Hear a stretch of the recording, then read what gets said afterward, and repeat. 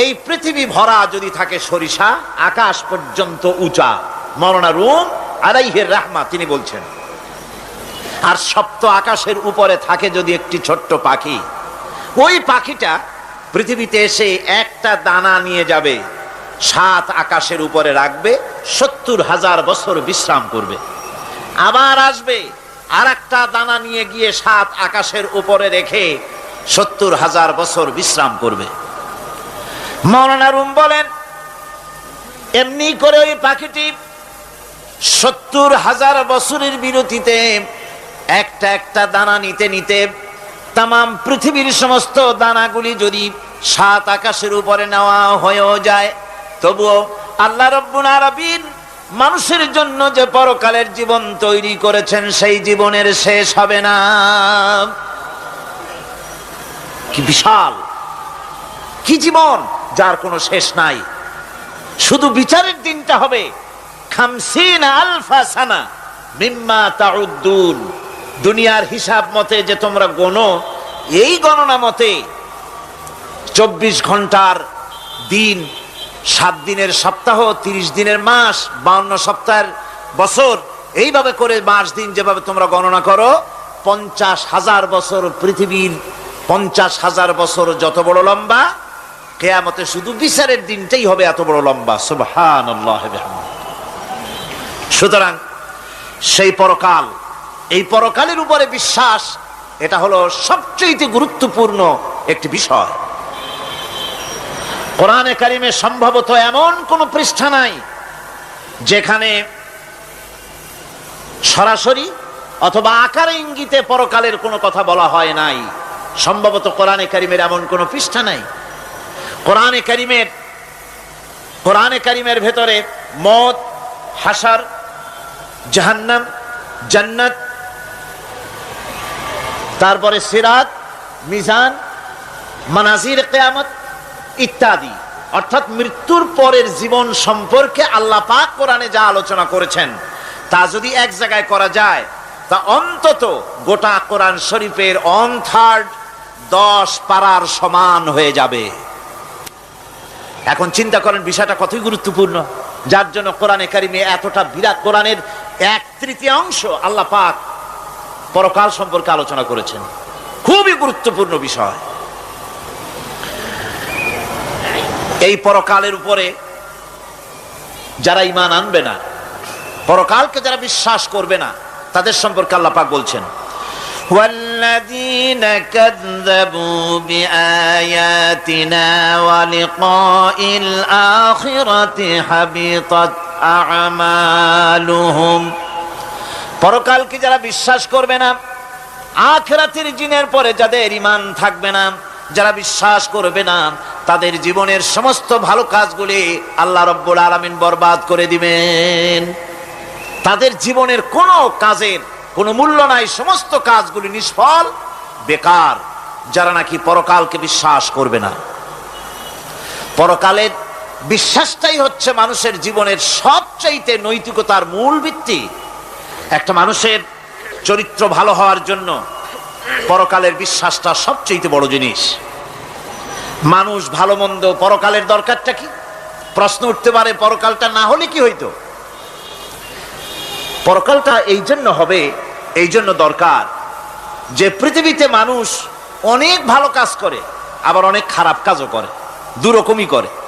যত ভালো কাজ করে, এই ভালো কাজের পুরস্কার পৃথিবীতে দেওয়া সম্ভব নয়। একটা মানুষ এত ভালো কাজ করলো, নামাজ পড়লো, রোজা রাখলো, হজ করলো, যাকাত দিল, তারপরে আল্লাহর দ্বীন প্রতিষ্ঠার জন্য কষ্ট করলো, জেল খাটলো, জরিমানা দিল, ফাঁসির মঞ্চে চড়লো, তার এত ভালো কাজের পুরস্কার এই পৃথিবীতে দেওয়া সম্ভব নয়। এজন্য এমন একটা সময় দরকার যেখানে এগুলির এই বিরাট একটা লম্বা সময় তাকে পুরস্কার দেওয়া যায়, সেজন্য পরকালের প্রয়োজন। আবার পৃথিবীতে এমন বহু লোক আছে যারা এত অন্যায় করে যে অন্যায়ের শাস্তি পৃথিবীতে এই সীমিত সময় দেওয়া সম্ভব নয়। যেমন দৃষ্টান্ত দিতে গিয়ে আমি বলি যে একটা মানুষ যদি একটা মানুষকে হত্যা করে, তাহলে আপনি তাকে ওই একটা হত্যার বিনিময়ে তাকেও আপনি হত্যা করলেন, তাকেও ফাঁসি দিয়ে দিলেন, কিন্তু একটা মানুষ যদি লক্ষ লক্ষ মানুষ হত্যার কারণ হয়, একটা মানুষ যদি অনেকগুলি মানুষ মারে, তাহলে অনেকগুলি মানুষ মারার শাস্তি তো একটা জীবনের উপরে আপনি দিতে পারেন না। তাকে তো, তার জীবন তো একটাই। তার জীবন কয়টা? একটা গুলি করলেন, ফাঁসিতে দিলেন, তার একটা জীবন গেল।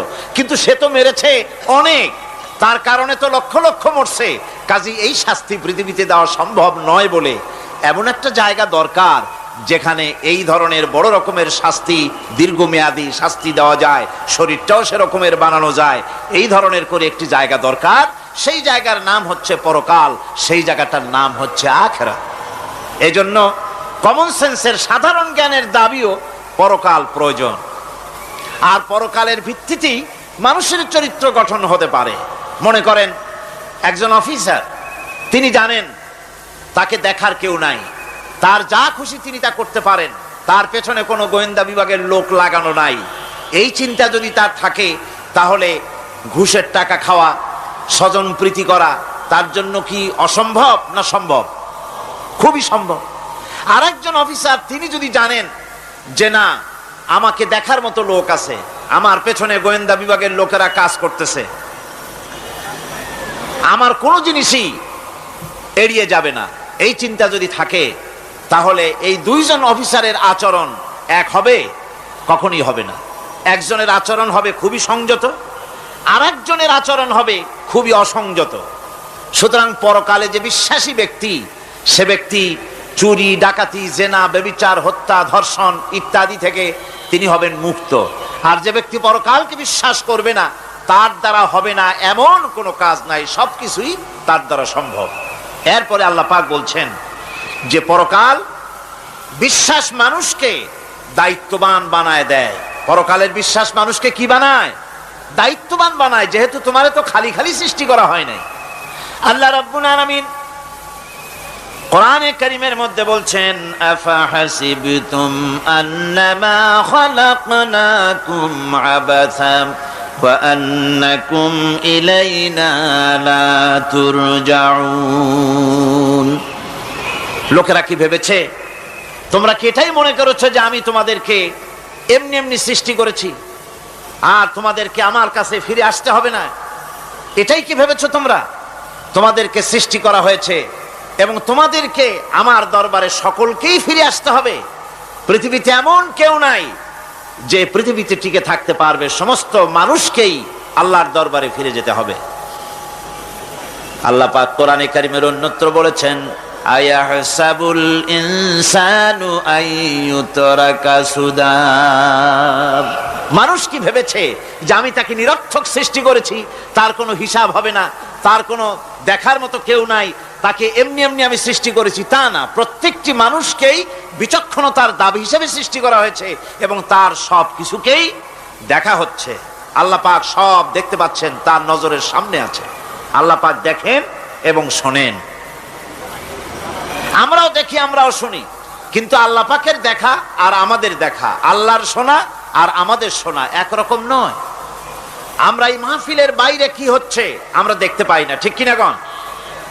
রাতের বেলায় আমরা আমাদের নিজেদেরকেও দেখি না, এমনকি আমরা আমাদের পেছনে কি হয়, পিছনে কি আছে তাও দেখি না। আপনারা যে আমার সামনে বসে আছেন, আপনাদের পেছনে লোকটা কি করতেছে তা আপনি দেখতে পাচ্ছেন। মেঘ হলে মেঘের উপরে কি হয় দেখতে পাই না, কুয়াশার মধ্যে দেখতে পাই না, গাছের আড়ালে কি দেখতে পাই না, পাহাড়ের আড়ালে কি দেখতে পাই না। তারপরে শোনার ব্যাপারে একটা নির্ধারিত এলাকার আওয়াজ আমাদের কানে আসে, এর বাইরের কিছু আমরা শুনতেও পাই না। আল্লাহ রাব্বুল আলামিনের কি এরকম অবস্থা নাকি? কি বলেন, এরকম অবস্থা?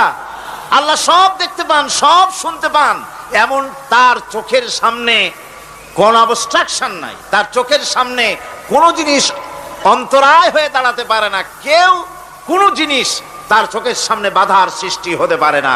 তাকে কেউ দেখতে পারে না, কিন্তু তিনি সবাইকে দেখতে পান। লা তুদরিকুহুল আবসার। তাকে কোন দৃষ্টিশক্তি তাকে দেখতে পাবে না। সমস্ত দৃষ্টিশক্তিকে তিনি দেখবেন, কিন্তু তাকে কেউ দেখতে পারবে না। সুবহানাল্লাহ বিহামদিহি। সুতরাং তিনি সব দেখেন এবং সবই শোনেন। এই বিশ্বাস মানুষকে দায়িত্ববান বানায়। এই বিশ্বাস মানুষকে কি বানায় জোরে গান? দায়িত্ববান বানিয়ে দেয়। আল্লাহ রাব্বুল আলামিন বলছেন, আয়াহসাবু আন্নান ইয়াকদিরা আলাইহি আহাদ ইয়াকুলু আহলাকতু মালান লুবাদা আয়াহসাবু আন লাম ইয়ারাহু আহাদ। মানুষ কি ধারণা করেছে তার উপরে কারো কোনো ক্ষমতা চলবে না? সে বলে আমি অনেক ব্যয় করেছি, আর সে ভেবেছে তাকে দেখার মতো কেউ নাই। আল্লাহ পাক বলেন, দেখার জন্য অবশ্যই একজন আছেন, তিনি হচ্ছেন আল্লাহ রাব্বুল আলামিন। কে দেখতে পান? জোরে সরে বলেন, কে দেখতে পান? আল্লাহ পাক সব দেখেন, সব শোনেন। এমনকি সমুদ্রের অতল তলদেশে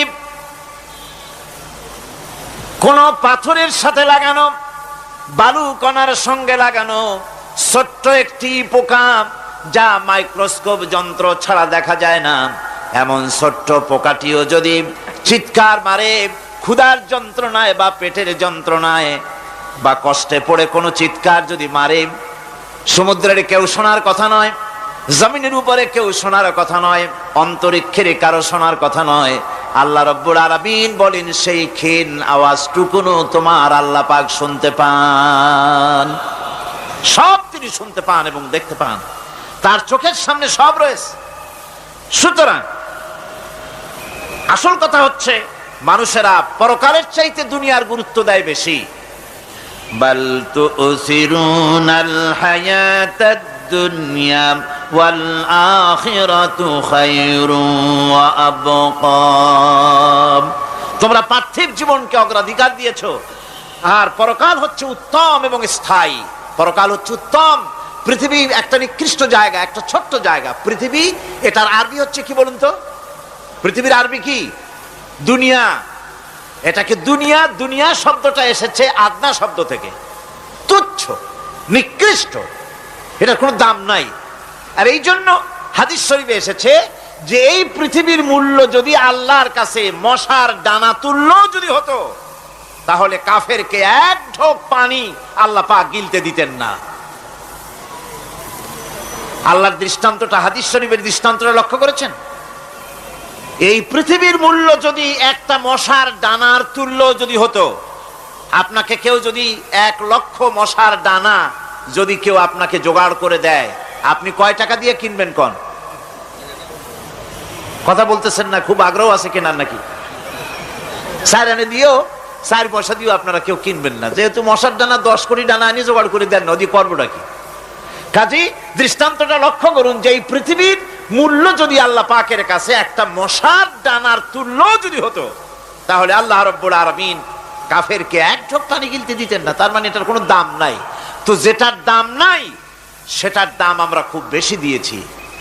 আর পরকাল হচ্ছে স্থায়ী, চিরস্থায়ী জায়গা। সেই চিরস্থায়ী জায়গার আমরা মূল্য দেই নাই।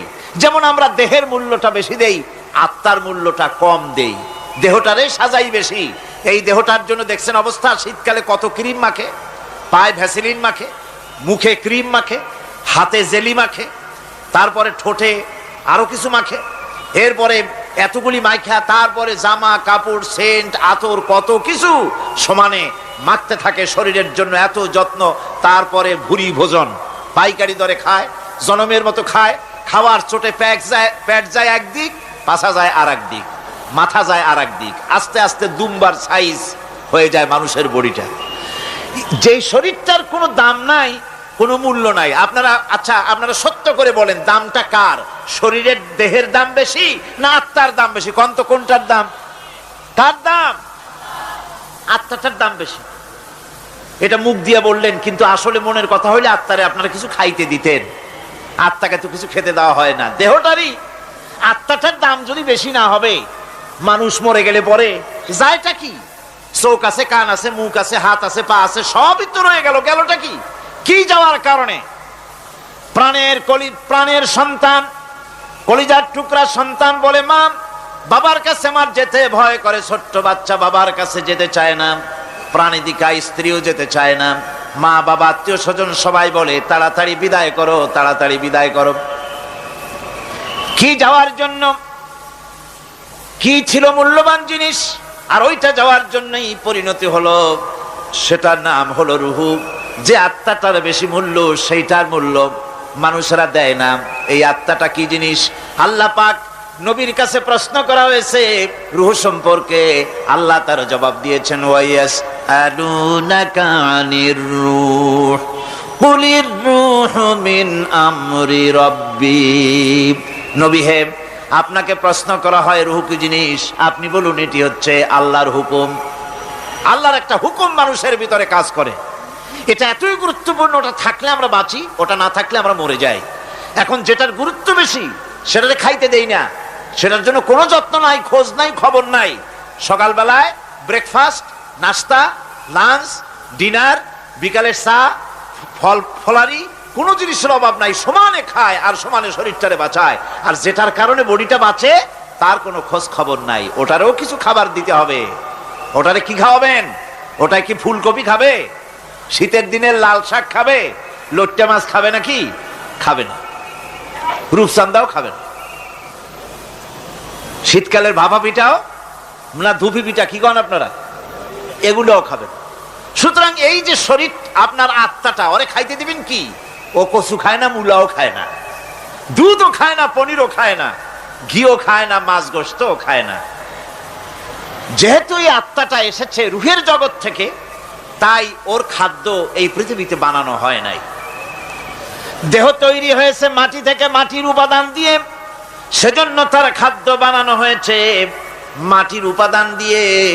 আর আত্মা যেহেতু এসেছে আল্লাহর কাছে থেকে, রুহের জগৎ থেকে, সেজন্য আল্লাহ রাব্বুল আলামিন আত্মার খাদ্য পাঠিয়েছেন লৌহ মাহফুজ থেকে। খাদ্যের নাম হচ্ছে তেলাওয়াতে কোরআন। তেলাওয়াতে কোরআন।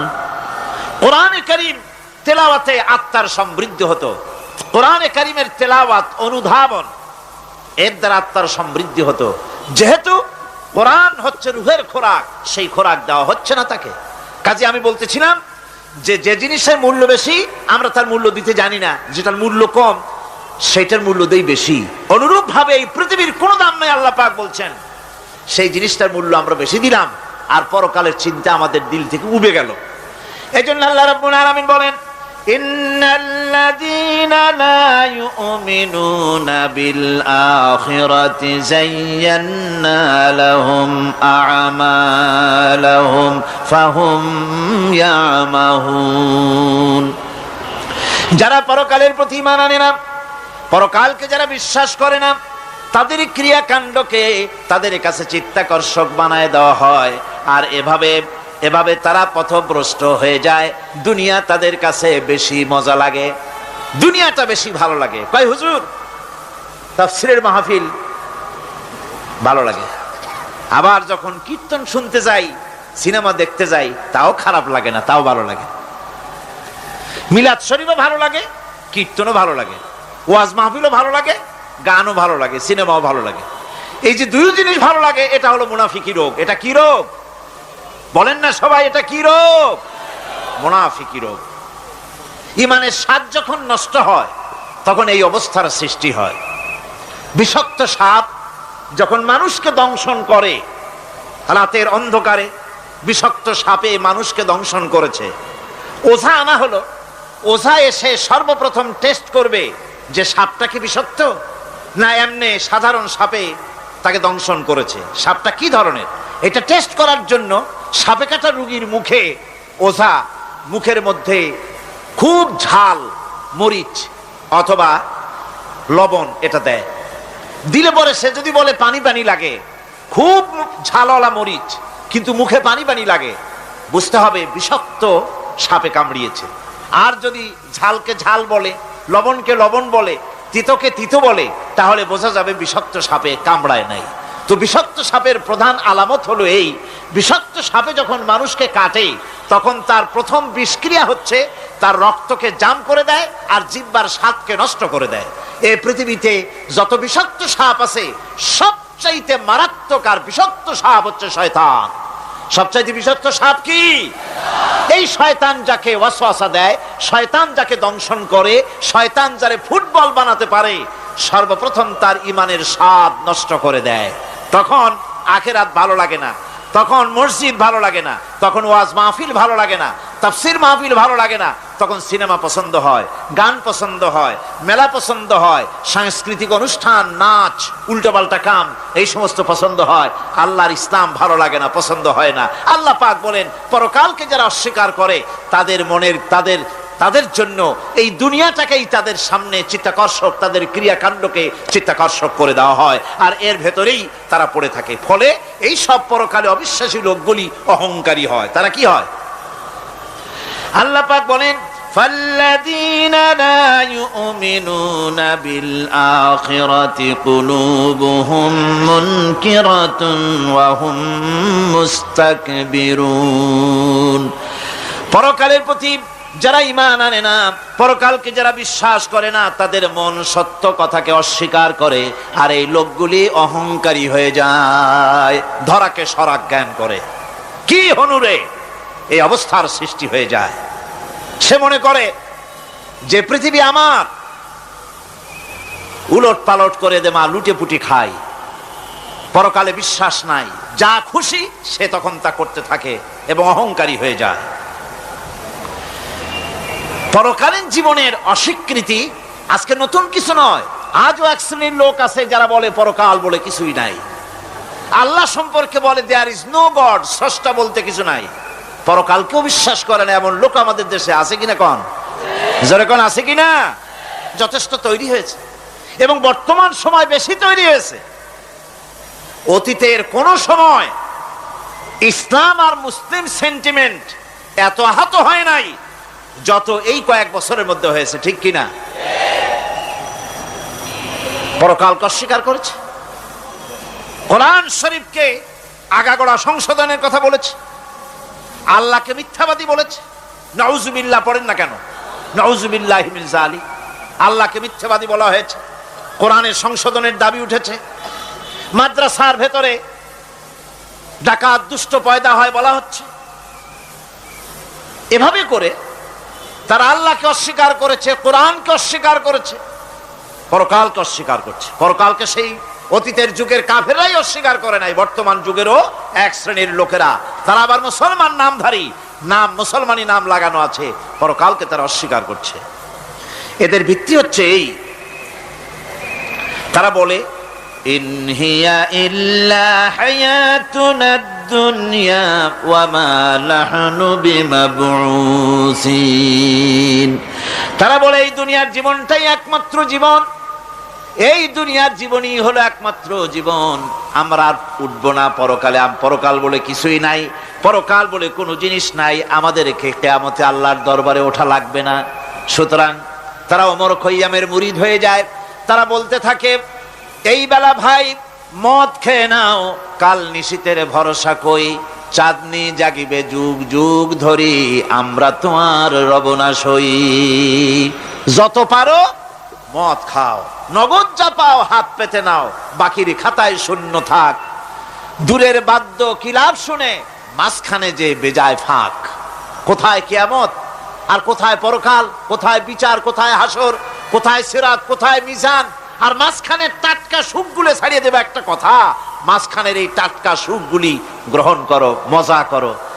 এই সব শিক্ষা দেওয়া হয় ওই সেকুলার শিক্ষা ব্যবস্থার মাধ্যমে কলেজে এবং বিশ্ববিদ্যালয়গুলিতে, যার কারণে পরকালের বিশ্বাস নাই বলে এমন কোনো কাজ নাই যা তারা করতে পারে না। এই মাত্র কয়েক মাস দেড়েক আগে রাজশাহী ইউনিভার্সিটিতে যে কাণ্ডটা ঘটে গেল, মনে আছেন আপনাদের? পত্রপত্রিকায় আপনারা পড়েছেন। এবং আমি রাজশাহীতে গিয়ে সেখানের প্রত্যক্ষদর্শী যারা দেখেছে তাদের মুখে শুনেছি, শিক্ষাবর্ষ সমাপন করেছে যে সব ছাত্র ছাত্রীরা, তারা র্যাগ ডে উদযাপন করছে।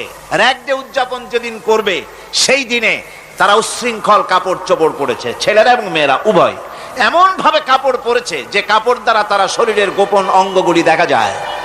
এরপরে আজেবাজে চিৎকার দিয়েছে, আজেবাজে স্লোগান দিয়েছে, গাধার মতো, কুকুরের মতো, শিয়ালের মতো তারা ডেকেছে। আমি বুঝি না চিন্তাধারা কেমন দেউলিয়া হয়ে গেল। শিক্ষাবর্ষ বিশ্ববিদ্যালয়ের সর্বোচ্চ শিক্ষাঙ্গন থেকে লেখাপড়া শেষ করে বেরোচ্ছে, যাওয়ার সময় তারা বিশ্ববিদ্যালয় থেকে কুকুরের ডাক দিল। শিয়ালের ডাক দিল, ছাগলের ডাক দিল। কি প্রমাণ করতে চাইলো?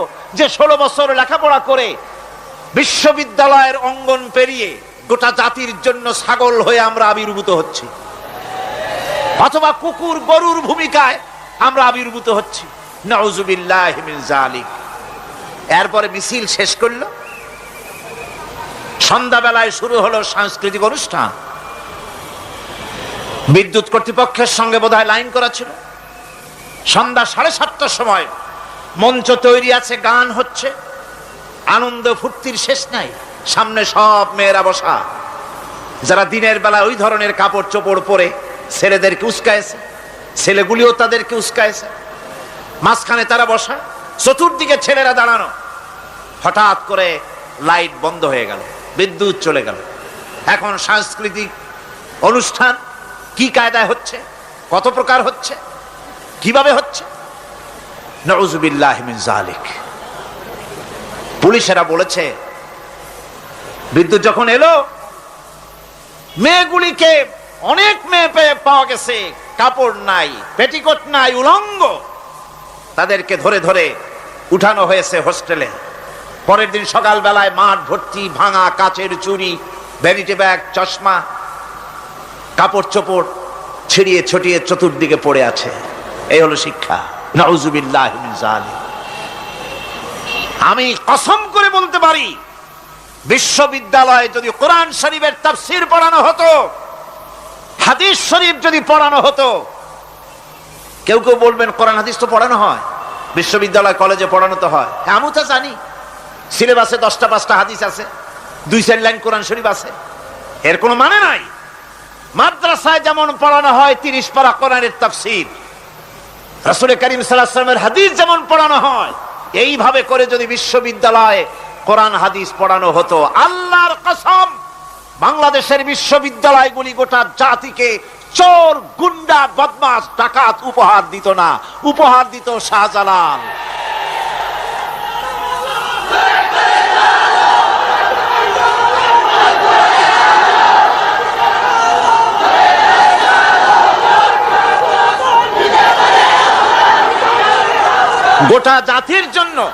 গোটা জাতির জন্য বিশ্ববিদ্যালয় সমূহ উপহার দিতে পারত। উপহার দিত শাহ মখদুম, শাহজালাল, খান জাহান আলী, উপহার দিতে পারত খাজা মঈনুদ্দিন চিশতি, উপহার দিতে পারত খালিদ বিন ওলীদ, উপহার দিত সালাউদ্দিন আইয়ুবী। আল্লাহ পাক তাদের সকলের প্রতি রহম করুন, জোরে কোন আমিন। এরকম উপহার গোটা জাতিকে তারা দিতে পারত। কথা ঠিক কিনা গণ? সুতরাং পরকালকে অস্বীকার করাই হচ্ছে এর মূলভূত কারণ। সেকুলার শিক্ষা ব্যবস্থা হচ্ছে এর মূলভূত কারণ। এই জন্য কোরআনে কারীম আল্লাহ পাক বলছেন, লাইসাল বিররা আন তুওয়াল্লু বুজুহাকুম কিবালাল মাশরিকি ওয়াল মাগরিব। পূর্ব পশ্চিমে কয়বার মাথা ঘুরালা, এইটাই তোমার পুণ্যবান সৎ কাজ হওয়ার এটা নমুনা নয়। প্রকৃতপক্ষের সৎ কাজ হচ্ছে আল্লাহ বিশ্বাস করা এবং পরকালে বিশ্বাস ভিত্তিক জীবন গড়া। ওই কাফেরেরা বলতো, وقالوا ما هي إلا حياتنا الدنيا نموت ونحيا وما يهلكنا إلا الدهر। আল্লাহ রাব্বুল আলামিন বলেন, এই কাফেররা বলতো দুনিয়ার জীবনটাই তো আসল জীবন, আমরা মরবো না, আমরা এখানেই থাকবো, এই জীবনটাই হলো আসল জীবন, এখানেই বাঁচবো, এখানেই মরবো, আমরা পরকাল বলে কোনো জিনিস নাই, আমাদের কোনো ওঠা লাগবে না, যা কিছু হয় যুগের আবর্তন ছাড়া কিছুই হয় না। শুধু তাই নয়, এই প্রশ্ন কাফিরদের মনের ভিতরে মারাত্মক আকার ধারণ করলো। তারা বলল, আইযা মিতনা ওয়া কুন্না তুরাবান যালিকা রাজউম বাঈদ। আমরা মাটির সাথে মিশে যাব, আমরা মরে যাব, মাটির সঙ্গে মিশে যাব, তারপরে আমাদেরকে জীবিত করা হবে। এটা তো জ্ঞান বহির্ভূত কথা, এটা তো মাথায় ঢোকে না, কথাটা কেমন? তারা এভাবে অনেক প্রশ্ন করত। ওয়াকালু আইযা কুন্না ইযামান ওয়া রুফাতান আইন্না লামাবউসুনা খালকান জাদীদা। আমরা মরে যাব, গলে যাব, পচে যাব, হাড্ডি গুড্ডি মাটির সাথে মিশে যাবে, এরপরে আমাদেরকে নতুন করে সৃষ্টি করা হবে। এটা জ্ঞান বহির্ভূত কথা, এটা মাথার মধ্যে আসে না। কে আমাদেরকে জিন্দা করবে মরে যাওয়ার পর? আল্লাহ রাব্বুল আলামিন বলছেন, দেখো আল্লাহ পাক কোরআনে কারীমের ভিতরে যুক্তি দিয়ে বুঝাচ্ছেন যে অবশ্যই তোমাদেরকে আবার জিন্দা করা হবে, তোমাদেরকে উঠতে হবে। তোমরা এই পৃথিবীর অবস্থা পর্যবেক্ষণ করো, তাকায় দেখো আকাশের দিকে, জমিনের দিকে লক্ষ্য করে দেখো। আওয়ালাম ইয়ানজুরু ফি মালাকুতিস সামাওয়াতি ওয়াল আরদ, তারা কি আসমান এবং জমিনের ব্যবস্থাপনা সম্পর্কে চিন্তা ভাবনা করে না? ওই বিরাট আকাশটাকে যে আল্লাহ রাব্বুল আলামিন তৈরি করলেন, এই জমিনটাকে যিনি তৈরি করলেন, তিনি কি তোমাকে মৃত্যুর পরে তিনি কি জিন্দা করবেন না? তিনি কি জিন্দা করতে পারবেন না? কেমনে তোমরা অস্বীকার করতে পারো? দুনিয়ার ব্যবস্থাপনা এবং এই পৃথিবীর আকাশ এবং জমিনের ব্যবস্থাপনা সম্পর্কে তোমরা চিন্তা ভাবনা করে দেখো, অবশ্যই আল্লাহ রাব্বুল আলামিন তোমাদেরকে আবার জিন্দা করবেন। وَكَأَيٍّ مِّنْ آيَاتٍ فِي السَّمَاوَاتِ وَالْأَرْضِ يَمُرُّونَ عَلَيْهَا وَهُمْ عَنْهَا مُعْرِضُونَ। আসমান জমিনে বহু নিদর্শন পড়ে আছে যেগুলি তারা অতিক্রম করে যায়, অথচ সে সম্পর্কে তারা মোটেই চিন্তা ভাবনা করে না। চিন্তার বহু বিষয় আল্লাহ পাক এই পৃথিবীতে রেখেছেন। যারা চিন্তাশীল, যারা জ্ঞানবান, তারা এর দ্বারা বুঝতে পারে। আল্লাহ রাব্বুল আলামিন বলছেন, ইন্না ফি খালকিস সামাওয়াতি ওয়াল আরদি ওয়া ইখতিলাফিল লাইলি ওয়ান নাহার লাআয়াতিন লিউলিল আলবাব। নিশ্চয়ই আকাশ সৃষ্টি এবং জমিন সৃষ্টির ব্যাপারে আর রাত আর দিনের পরিবর্তনের ব্যাপারে যারা জ্ঞানবান তাদের জন্য নিদর্শন রয়েছে। যারা জ্ঞানবান তাদের জন্য চিন্তার বিষয়বস্তু রয়েছে। গবেষণা করো, চিন্তা করো, এই পৃথিবীতে আল্লাহ পাক যা কিছু সৃষ্টি করেছেন তার পক্ষে আবার তোমাদেরকে সৃষ্টি করা মোটেই অসম্ভব নয়। পরকালীন জীবনের সম্ভাবনা সম্পর্কে কোরআন অবিশ্বাসীদেরকে বলছে, দেখো আল্লাহুল্লাযী রাফা'আস সামাওয়াতি বিগাইরি আমাদিন তারাউনাহা সুম্মা ইসতাওয়া আলাল আরশ। সে আল্লাহ তোমাদের নিকট দৃশ্যমান স্তম্ভ ছাড়াই ওই বিশাল আকাশটা তৈরি করেছেন। যারা পরকাল আছে বলে উঠতে হবে একথা যারা বিশ্বাস করে না, তাদের ব্যাপারে আল্লাহ পাক এই যুক্তি দিচ্ছেন, দেখো এই বিশাল যে আকাশটা, এই আকাশে কোনো খুঁটি আছে? কথা বলেন না কেন? এই আকাশে কোনো খুঁটি আছে? কোন রকমের খুঁটি ছাড়াই ওই বিশাল আকাশটা কে বানিয়েছেন? জোরে চিৎকার দিয়া বলেন, কে বানাইছেন? এই যে শামিয়ানা, একটা বিশাল প্যান্ডেল, এই প্যান্ডেলে খুঁটি আছে না নাই? শুধু আছে না, একটা দুইটা না, জনমের মতো খুঁটি আছে। চতুর্দিকে তাকায় দেখে কত খুঁটি। এতটুকু একটা শামিয়ানায় শত শত খুঁটি লাগতেছে। কাপড়টা ধারণ করবে বলে, কি ধারণ করবে? কাপড়। আর অত বড় বিশাল আকাশ, সেই আকাশটার কোনো খুঁটি আছে? আল্লাহ পাক বলছেন, কোন দৃশ্যমান খুঁটি ছাড়াই এত বড় বিশাল আকাশটা তোমার মাথার উপরে দাঁড়িয়ে আছে এবং আল্লাহ পাক আরশের উপরে দীপ্তমান হয়ে আছেন। এগুলি দেখেও কি তোমার মাথার মধ্যে কোনো চিন্তা আসে না যেটা কি করে সম্ভব হলো? অনেকে তো এমন আছে শিক্ষিত লোক, তারা আবার বলে কি, কয় যে না আকাশ বলে কিছু নাই, ওই অনেক দূরে তো সেই জন্য নীলে নীলে দেখা যায়, আসলে কিছু নাই। আকাশ, কোরআনে কারীমের মধ্যে আকাশ সম্পর্কে যে কথা বলা হয়েছে, বিশাল, যার কোনো কুল নাই, কিনারা নাই, মহাশূন্য। আমি সামনে বলবো আকাশ সম্পর্কে কথা আসতেছে। আল্লাহ পাক বলছেন, দেখো ওই বিশাল আকাশটাকে আমি সৃষ্টি করে রেখেছি, কোনো খুঁটি লাগাই নেই। তোমার মতো একটা ছোট্ট মানুষ সৃষ্টি করেছি, মরে যাওয়ার পর মাটির সাথে মিশে যাবা, আবার তোমাকে যে আমি উঠাবো, এ ব্যাপারে তোমার চিন্তার মধ্যে দুর্বলতা আসলো কেন যে সেই আল্লাহ রাব্বুল আলামিন তোমাকে উঠাতে পারবেন না? وسخر الشمس والقمر كل يجري لأجل مسمى। তিনি চন্দ্র সূর্যকে আজ্ঞাবর্তী করেছেন, প্রত্যেকেই তার নির্দিষ্ট সময় সীমা মতো চলাফেরা করতেছে।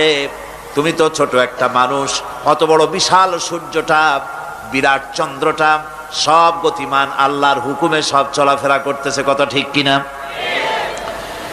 এই সবগুলি আল্লাহ রাব্বুল আলামিন দুনিয়ার মানুষের সামনে তুলে ধরেছেন। তাকায় দেখো, নজর করে দেখো, এই সুন্দর করে জমিন ও আসমানকে সৃষ্টি করেছি, চাঁদ সূর্যকে সৃষ্টি করেছি। এবার লক্ষ্য করো, আনতুম আশাদ্দু খালকান আমিস সামাউ বানাহা। তোমাদের সৃষ্টি করা বেশি কঠিন না ওই বিশাল আকাশটাকে তৈরি করা বেশি কঠিন? কোনটা বেশি কঠিন? অত বড় বিশাল আকাশটাকে যিনি সৃষ্টি করলেন, তিনি তোমার মতো মানুষকে সৃষ্টি করতে পারবেন না? আবার যিনি একবার বিনা মডেলে তোমাকে তৈরি করলেন, আল্লাহ কি সুন্দর দৃষ্টান্ত দিচ্ছেন, আনতুম আশাদ্দু খালকান আমিস সামাউ বানাহা। তোমারে কঠিন তৈরি করা বেশি কঠিন, ওই বিশাল আকাশটাকে বেশি তৈরি করা বেশি কঠিন? অত বড় বিরাট জিনিসটাই তো আল্লাহ তৈরি করে ফেলেছেন, বিশাল আকাশ, মহাশূন্য। আর সেই মহাশূন্যের তুলনায়, মহাবিশ্বের তুলনায় পৃথিবী কত ছোট। আমাদের সবচাইতে কাছে। বিজ্ঞানীরা হয়রান হয়ে যাচ্ছে আকাশের চিন্তা করে, মহাকাশ চিন্তা করে ক্রমান্বয়ে হয়রান হয়ে যাচ্ছে। আমাদের সবচাইতে নিকটতম যে গ্যালাক্সিটা আছে, এই গ্যালাক্সিটার ব্যাস হচ্ছে, যেটা সবচাইতে ছোট, গরিব গ্যালাক্সি। এটা বিজ্ঞানীরা বলেছে গরিব গ্যালাক্সি, দিনহীন। এই গরিব গ্যালাক্সি যেটা আমাদের সবচাইতে নিকটে, পৃথিবীর সবচাইতে কাছে, এর ব্যাস হচ্ছে, এর পরিধি হচ্ছে 1,00,000 আলোকবর্ষ সমান। 1,00,000 আলোকবর্ষ। প্রতি সেকেন্ডে আলোর গতি কত? 1,86,000 মাইল প্রতি সেকেন্ডে। প্রতি সেকেন্ডে যে আলোর গতি 1,86,000 মাইল, এর মিনিট, এর ঘন্টা, এর সপ্তাহ, এর মাস, এর বছর, এরকম 1,00,000 আলোকবর্ষ হচ্ছে সেই ছায়াপথের ব্যাস, এটার পরিধি। এটা হলো গরিব গ্যালাক্সি। আর এই গ্যালাক্সিতে বাস করে 10,000 কোটি তারকা। বিজ্ঞানীরা বলছেন যে তারকাগুলি সূর্যের চাইতে লক্ষ কোটি গুণে অনেক বড়। সুবহানাল্লাহ। তাহলে মহাকাশ সম্পর্কে চিন্তা করে মানুষ আজ অবাক হয়ে যাচ্ছে, চিন্তায় হয়রান হয়ে যাচ্ছে। বার্টন রাসেল তিনি বলেছিলেন, স্রষ্টার স্রষ্টাকে, স্রষ্টার স্রষ্টাকে। এর জবাব আরেকজন বিজ্ঞানী লিখেছেন যে স্রষ্টার স্রষ্টাকে এই চিন্তা তো সৃষ্টিতে করতে পারবে না। স্রষ্টার কোনো স্রষ্টা নাই। পৃথিবীতে যত স্রষ্টা আছে, মাইক যে তৈরি করেছে সেও একজন স্রষ্টা, ঠিক কিনা? কোন কথা বোঝেন তো আমার? মাইক যে তৈরি করেছে সেও একটা স্রষ্টা, ওই প্যান্ডেল যে তৈরি করেছে সেও একটা স্রষ্টা, চেয়ার টেবিল যে সৃষ্টি করেছে সেও একটা স্রষ্টা। কিন্তু এরা কেউ পূর্ণাঙ্গ স্রষ্টা নয়, কারণ এই মাইকটা তৈরি করার যত উপাদান, সমস্ত উপাদান আল্লাহ রাব্বুল আলামিনের তৈরি করা। কথা ঠিক কিনা? তুমি শুধু অ্যাসেম্বল করেছো, তুমি শুধু এগুলোকে এক জায়গায় করেছো। তোমার বাপেরও ক্ষমতা নেই লোহা তৈরি করা। পারবা লোহা তৈরি করতে? আরে কথা কন না কেন মিয়া সাহেব? পারবেন লোহা তৈরি করতে? পারবেন একটা বাঁশ বানাইতে? বাঁশ হোক, লোহা হোক, যা সব বাদ দেন, মাথার একটা চুল বানাইতে পারবেন? পাট দিয়া, রং দিয়া পরচুলা বানাইতে পারবেন, কিন্তু চুলের মতো করে একটা চুল বানাইতে পারবেন না। মানুষের শরীরের রক্তের মতো করে এক ফোঁটা রক্ত মানুষের শরীরের বাইরে বানান তো দেখি। তাহলে মানুষের যখন রক্তের প্রয়োজন হয়, তখন মানুষের কাছ থেকে রক্ত ধার নেওয়া লাগতো না, ফ্যাক্টরিতে রক্ত তৈরি হয়ে থাকতো, কোনো অসুবিধা হতো না। এক ফোঁটা রক্ত বানানোর শক্তি গোটা পৃথিবীর মানুষের নয়। সুতরাং তোমরা স্রষ্টা হলেও তোমরা হচ্ছ নাকের স্রষ্টা। ধার করো, অন্যের জিনিস ধার করিয়ে বানাও। মুকাম্মাল স্রষ্টা হচ্ছেন কে? আসল স্রষ্টা কে? এরকম বললে হবে না। গায়ের সমস্ত শক্তি দিয়া বলেন আসল স্রষ্টাকে। ওই বিজ্ঞানী বলছেন যে বার্টন রাসেল বলছে স্রষ্টার স্রষ্টাকে, স্রষ্টার স্রষ্টা তুমি খুঁজে পাবে না, তোমার মাথায় ঢুকবে না। আগে সৃষ্টি চিন্তা করো। তিনি বলেছেন একটা লবণ, একটা লবণের কণা, লবণ বলেন তো, একটা লবণের কণা, এক কণা লবণের ভেতরে যে কেলাস থাকে, এর ভিতরে যে সমস্ত উপাদান থাকে, সেই লবণের কণাগুলির মধ্যে কতগুলি উপাদান থাকে, সেই উপাদানগুলি চিন্তা করতে 1000 বার্টন রাসেলের মস্তিষ্কের প্রয়োজন। তো একটা লবণ কণার ভিতরে কি আছে সেইটাকে উদ্ধার করার জন্য যদি 1000 বার্টন রাসেলের মস্তিষ্ক লাগে, তাহলে গোটা বিশ্ব আকাশ আর জমিন যিনি সৃষ্টি করেছেন তাকে চিন্তা করা কি তোমার মগজে কুলাবে? দুনিয়ার প্রথম দিন থেকে শুরু করে কিয়ামত পর্যন্ত মানুষ, যত মানুষ এসেছে আর যত মানুষ আসবে, স্রষ্টা সম্পর্কে চিন্তা করা একটা অসম্ভব ব্যাপার। স্রষ্টার সামনে শুধু মাথাই নত করবা। তিনি কোত্থেকে এসেছেন, তিনি কে জানার দরকার নাই, তিনি আল্লাহ। তার নাম কি? মাথা নত করে দাও সামনে। তিনি আল্লাহ, সর্বশক্তিমান আল্লাহ, রব্বুল ইজ্জত ওয়াল জালাল। তিনি ছিলেন, তিনি আছেন, তিনি থাকবেন। তিনি অনন্ত, তিনি অসীম, তিনি চিন্ময়, তিনি অব্যয়, তিনি অক্ষয়, তিনি শাশ্বত, যার কোনো শুরু নাই, যার কোনো শেষ নাই। সুবহানাল্লাহ পড়ে। সুতরাং সেই মহান আল্লাহ রাব্বুল আলামিন তিনি বলছেন, বান্দারা তোমারে বানানো কঠিন না ওই বিশাল আকাশটা বানানো কঠিন? অত বড় বিশাল আকাশটাই তো আমি তৈরি করেছি। তোমার মৃত্যুর পরে তোমাকে জিন্দা করা মোটেই কোনো কঠিন ব্যাপার নয়, এটা খুবই সহজ। ভাইরা আমার, আল্লাহ সুবহানাহু ওয়া তাআলা পৃথিবীর মানুষকে এসব দৃষ্টান্ত দিয়ে সুন্দর করে মানুষকে বুঝাচ্ছেন, তিনি মানুষকে পরিষ্কার করে বুঝিয়েছেন। আল্লাহ পাক বলেন, এই পৃথিবীতে এসব প্রশ্নের চূড়ান্ত জবাব দিতে গিয়ে আল্লাহ পাক বলছেন, কুল ইউহিহাল্লাযী আনশাআহা আউওয়ালা মাররা ওয়া হুয়া বিকুল্লি খালকিন আলীম। বলে দাও, তোমাদের মৃত্যুর পরে সেই আল্লাহ রাব্বুল আলামিন তোমাদেরকে জিন্দা করবেন, যিনি তোমাদেরকে প্রথমবারে তৈরি করেছিলেন। প্রথমে যিনি সমস্ত জিনিস সৃষ্টি করেছেন, ওই আল্লাহ রাব্বুল আলামিন তোমাদেরকে আবার জিন্দা করবেন। আর এসব জিনিসকে খেল তামাশার বিষয়বস্তু করে তৈরি করা হয় নাই। সমস্ত জিনিসের পেছনে বিরাট উদ্দেশ্য কাজ করেছে, একটা লক্ষ্য নিয়ে, সামনে নিয়ে, উদ্দেশ্য নিয়ে আল্লাহ তৈরি করেছেন। আল্লাহ পাক বলছেন, وَمَا خَلَقْنَا السَّمَاوَاتِ وَالْأَرْضَ وَمَا بَيْنَهُمَا لَاعِبِينَ। এই পৃথিবীতে আকাশ, ওই বিশাল আকাশ এবং জমিন এবং এর মধ্যস্থিত কোন জিনিসকে আমি খামোখা তৈরি করি নাই, খেল তামাশার বিষয়বস্তু হিসাবে তৈরি করি নাই।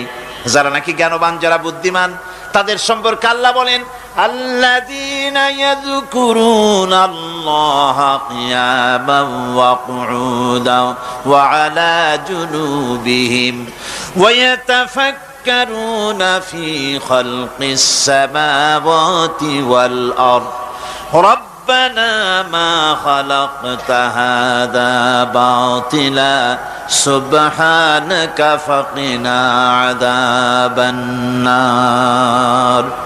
যারা নাকি জ্ঞানবান, যারা চিন্তাশীল, যারা শুধু পাইকারি দরে খায় আর ঘুমায় না, যারা চিন্তা ভাবনা করে, তারা দাঁড়ানো অবস্থায়, বসা অবস্থায়, সব অবস্থায়, আকাশ জমিন, রাত দিনের পরিবর্তন, মানব সৃষ্টি, এ সব কিছু চিন্তা গবেষণা করে বলে, রব্বানা মা খালাকতা হাযা বাতিলা, এ কোনো কিছুই তুমি নিরর্থক ভাবে সৃষ্টি করনি, সবগুলোই তুমি বিশেষ উদ্দেশ্য নিয়ে তৈরি করেছো। ফাকিনা আযাবান নার, সুতরাং আমাকে জাহান্নামের আগুন থেকে তুমি রক্ষা করো, আমাকে তুমি রক্ষা করো। আমরা সবাই বলি আমিন। চিন্তাশীল এবং গবেষক যারা, তারা এভাবে চিন্তা ভাবনার মাধ্যমে এ সব কিছু তারা বুঝতে পারে যে এই পৃথিবী খেল তামাশার বিষয় নয়। এই পৃথিবীকে আল্লাহ পাক এমনি এমনি তৈরি করেন নাই, দুনিয়ার মানুষগুলিকেও খামোখা সৃষ্টি করেননি, এর পেছনে বিরাট উদ্দেশ্য কাজ করেছে এবং আমাদের সকলকেই আল্লাহ রাব্বুল আলামিনের কাছে হাজির হতে হবে। সুতরাং এই পৃথিবীতে দুনিয়ার চাইতে অগ্রাধিকার দিতে হবে আখিরাতকে। দুনিয়ার চাইতে অগ্রাধিকার দিতে হবে কোনটাকে বলে? আখিরাতের অগ্রাধিকার দিতে হবে। আল্লাহ পাক বলছেন, ওয়ামা হাদিহিল হায়াতুদ দুনিয়া ইল্লা লাহুন ওয়া লাইবুন ওয়া ইন্নাদ দারাল আখিরাতা লাহিয়াল হায়ানু লাউ কানু ইয়ামালুন। এই দুনিয়া হচ্ছে নিছক খেল তামাশা, এটা আর কিছুই নয়। জীবনের প্রকৃত আবাসস্থল হচ্ছে আখিরাত। এই দুনিয়া একটা মোহ, এই মোহের পেছনে মানুষেরা ঘুরছে, বিবি বাল বাচ্চা এর পেছনে ঘুরছে। অথচ এই বিবি বাল বাচ্চা কিয়ামতের দিন মুসিবত হয়ে দাঁড়াবে মানুষের জন্য।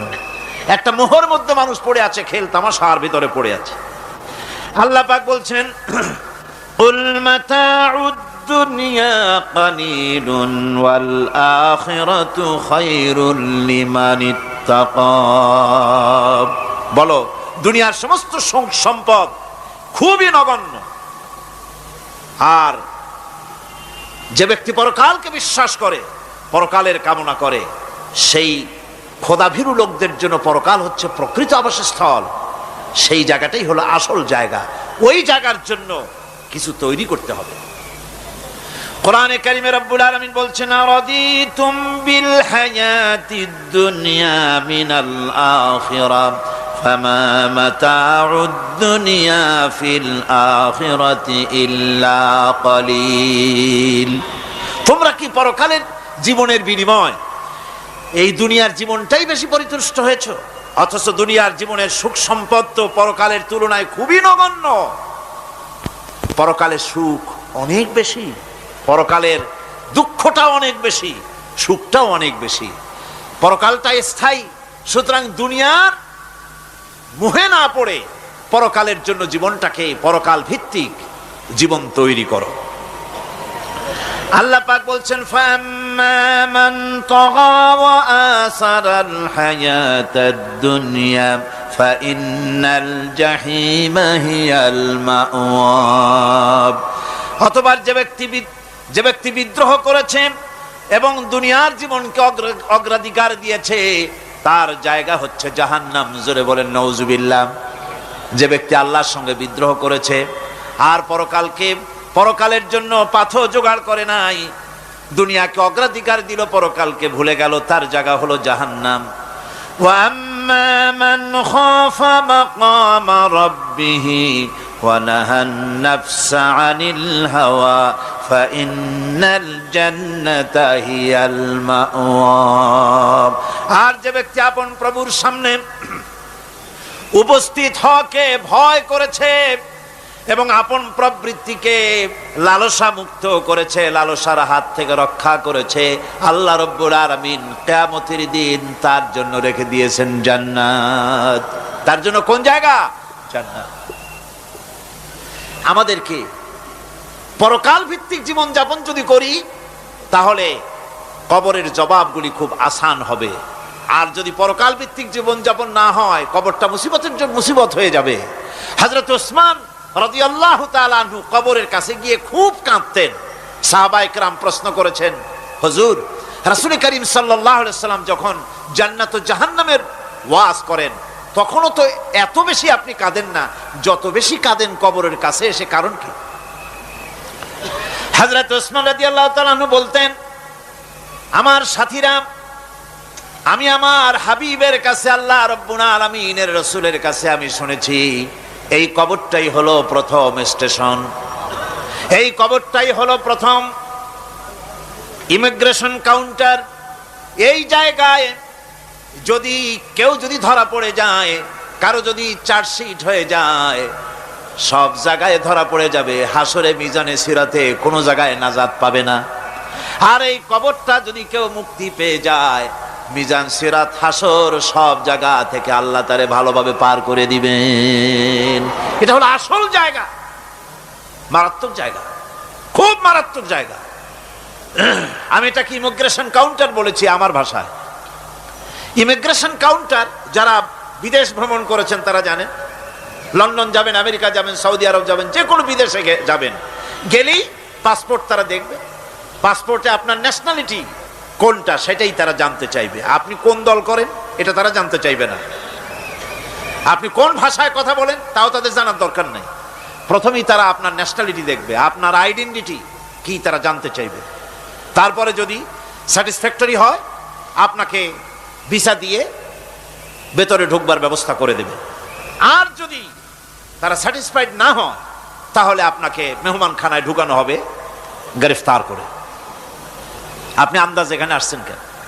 এই জন্য কবর হচ্ছে এ ধরনের একটি ইমিগ্রেশন কাউন্টার। কবরের ভিতরে মানুষ যখনই রাখা হবে সঙ্গে সঙ্গে দুজন ফেরেশতা আসবে। কবরের কাছে যারা এসেছিল দাফন হয়ে যাওয়ার পর এই লোকগুলি 40 কদম যেতে যতক্ষণ লাগে এর মধ্যেই দুজন ফেরেশতা এসে যাবে। এসে জিজ্ঞেস করবে মান রব্বুকা, তুমি কোন দল করতে, ওটা তাদের জানার দরকার নাই। চাকরি কিসে করতেন ওটা জানার দরকার নাই। ব্যবসা করতেন না চাকরি করতেন প্রয়োজন নাই। প্রথমেই জিজ্ঞাসা করা হবে ন্যাশনালিটি, প্রথমেই জিজ্ঞাসা করা হবে তার ন্যাশনালিটি সম্পর্কে, তার আইডেন্টিটিটা কি, এবং সেটাকে সত্যায়িত করার জন্য বোঝার জন্য 3টি প্রশ্ন। প্রথম প্রশ্ন মান রব্বুকা ওয়া মা দীনুকা ওয়া মান নাবিয়্যুকা, তোমার রব কে, তোমার দ্বীন কি, তোমার নবী কে। যদি এই ব্যক্তি বেঈমান হয়, মুনাফিক হয়, সে বলবে হায় হাতা লা আদরি, হায় হাতা লা আদরি, জানি না আমার রবকে আমি জানি না। তোমার দিন কি, দিন কারে কয় বুঝি না। এরপরে আল্লাহর নবী জনাবে মুহাম্মদ রাসূলুল্লাহ সাল্লাল্লাহু আলাইহি ওয়াসাল্লামকে দেখানো হবে, বলা হবে মা কুনতা তাকুলু ফি হাদার রাজুল, এই ব্যক্তি সম্পর্কে তোমার ধারণা কি নিকে, বলবে আমি চিনি না। নাউযুবিল্লাহ। বাস, এরপরে তার যা হবার তাই শুরু হয়ে যাবে। আর যদি বান্দাটা মুমিন হয়, প্রশ্ন করা হবে মান রব্বুকা, জবাব দেবে রব্বি আল্লাহ, আমার রব আল্লাহ রাব্বুল আলামিন। ওয়া মা দীনুকা, দীনুনা ইসলাম, আমার দিন হচ্ছে ইসলাম। এরপরে আল্লাহর নবীকে দেখানো হবে। কয়েক রকমের বর্ণনা আছে, কোন বর্ণনায় আছে হুজুরের আকারে দেখানো হবে অথবা রাসূলকে সরাসরি দেখানো হবে। বলা হবে মা কুনতা তাকুলু ফি হাদার রাজুল, এই লোকটি সম্পর্কে ধারণা কি। মুমিন ব্যক্তি বলবে হাদা নবিয়ুনা মুহাম্মাদুর রাসূলুল্লাহ সাল্লাল্লাহু আলাইহি ওয়াসাল্লাম, ইনি আমার তো সেই নবী মুহাম্মাদুর রাসূলুল্লাহ সাল্লাল্লাহু আলাইহি ওয়াসাল্লাম। আমরা যেন এই রকমের জবাব দিতে পারি, আল্লাহ কবুল করো। সকলে জোরে কোন আমিন। জবাব হয়ে যাওয়ার পর গায়ব থেকে আওয়াজ আসবে ফাফরিশু বিল জান্নাতি ওয়ালবিসু বিল জান্নাহ, ও আমার ফেরেশতারা আমার এই বান্দাকে জান্নাতের পোশাক পরায়া দাও আর কবরটাকে জান্নাতের বিছানা বিছায়া দাও। জান্নাতের পোশাক পরায় দাও, জান্নাতের বিছানা বিছায়া দাও। ইলা মাদ্দা বাসারিহি, তার চোখের দৃষ্টি যতদূর যায় কবরটা ততটা প্রশস্ত করে দাও। এরপর বেহেশতের পোশাক পরাইয়া বেহেশতের বিছানা বিছায়া ফেরেশতা বলবে নম কা নাউমুল উরুস, ঘুমিয়ে যাও। দুলামিয়া যেমন বাসর সজ্জায় নতুন বউ নিয়ে আরামে ঘুমায়, এরকম আরামে ঘুমায় যাও। ইলা ইয়াউমিল কিয়ামা, কিয়ামত পর্যন্ত ঘুমায় থাকো, আরামে ঘুমিয়ে থাকবে। এরপরে সিংগায় ফুৎকার হবে, সিংগার ফুৎকারের আওয়াজে তার ঘুম ভেঙে যাবে। বলবে ইয়া ওয়াইলানা মান বাআসানা মিন মারকাদিনা, হায় আফসোস, আমার এত আরামের ঘুম থেকে কে আমাকে জাগ্রত করলো, আমার ঘুমটারে নষ্ট করলো কে। আওয়াজ আসবে হাদা মা ওয়াদার রহমান ওয়া সাদাকাল মুরসালুন, এটা হচ্ছে রহমানের সেই ওয়াদা আর মুরসালিনরা নবীরা সত্য কথাই বলেছিলেন, সেই কিয়ামত অনুষ্ঠিত হচ্ছে। আমার বন্ধুগণ, সেজন্য এই দুনিয়ার মোহে পড়ে থাকলে পরে দুনিয়ায় যারা অগ্রাধিকার দিবে দুনিয়াকে পরকালের তুলনায়, জবাব দিতে পারবে না কবরের ভিতরে গিয়া। আর যারা পরকালকে অগ্রাধিকার দিবে, দুনিয়ার চাইতে পরকালকে বেশি অগ্রাধিকার দেবে, আর আল্লাহর ভয় কলিজার ভিতরে রাখবে, কবরের জবাব সঠিকভাবে দিতে পারবে, কিয়ামতের দিন আল্লাহ রাব্বুল আলামিন তাদের জন্য জান্নাত দান করবেন। জোরে বলেন আমিন। দুনিয়াটা হচ্ছে দুনিয়া যেখানে আমরা আসি। আমি আগেই বলেছি দুনিয়া হচ্ছে আদনা শব্দ থেকে এর উৎপত্তি হয়েছে। তুচ্ছ, নিকৃষ্ট, এটার দাম নাই, এটার মূল্য নাই। হযরত ইবনে কাইয়িম রাহিমাহুল্লাহ নওয়ারাল্লাহু মারকাদাহু ওয়া জাআলাল জান্নাতা মাসওয়াহু, হযরত ইবনে কাইয়িম তিনি বলছেন, সুন্দর করে বলছেন দুনিয়া সম্পর্কে, মা মাদা ফিদ দুনিয়া আহলামুন ওয়া মা বাকিয়া মিনহা আমানি ওয়াল ওয়াক্তু বাইনাহুমা দাইউন। মা মাদা ফিদ দুনিয়া আহলামুন, জীবনের যে অংশ ফেলে এসেছি সেটা আজ একটা স্বপ্ন। ওয়া মা বাকিয়া মিনহা আমানি, আর জীবনের যে অংশ সামনে বাকি আছে সেটা এখন একটা আকাঙ্ক্ষা। ওয়াল ওয়াক্তু বাইনাহুমা দাইউন, আর এর মাঝখান থেকে সময় সব চলে যাচ্ছে। কত বড় কথা চিন্তা করেছেন? জীবনের যে অংশ ফেলে এসেছি তা আজকে স্বপ্ন, তা আজ কি বলেন? স্বপ্ন। আর সামনে যা আছে সেটা আকাঙ্ক্ষা, আর মাঝখান থেকে সময় সব চলে যাচ্ছে। এরপরে তিনি বলছেন, ওয়ামান ইয়াসহাবিদ দুনিয়া ইয়াকুন মিসলা কাবিদিন আলাল মাই খানাতুহু ফুরুজুল আসাবিঈ। দুনিয়াদারের অবস্থা হচ্ছে এই, কেউ যদি দুই হাতে পানি খামসায় ধরে, দুই হাতে কি ধরছে বলেন? দুই হাতে পানি খামসায় ধরেছে, খুব মজবুত করে ধরেছে, 2 মুঠ পানি, বলেন থাকবে কতটুকু? কতটুকু থাকবে? 1 ফোঁটাও থাকবে না, কারণ তার আঙ্গুলের ফাঁক তার সাথে খেয়ানত করবে, আঙ্গুলের ফাঁক দিয়া পানিগুলি সব বেরিয়ে চলে যাবে। সুতরাং দুনিয়া যারা চায় তারা ঠিক পানি খামসায় ধরলে পানি যেমন হাতের ভেতর থেকে খেয়ানত করে চলে যায়, যারা দুনিয়া চায় দুনিয়াও তাদেরকে এভাবে ফাঁকি দিয়ে চলে যায়। তবুও দুনিয়ার মায়া মানুষের এত বেশি।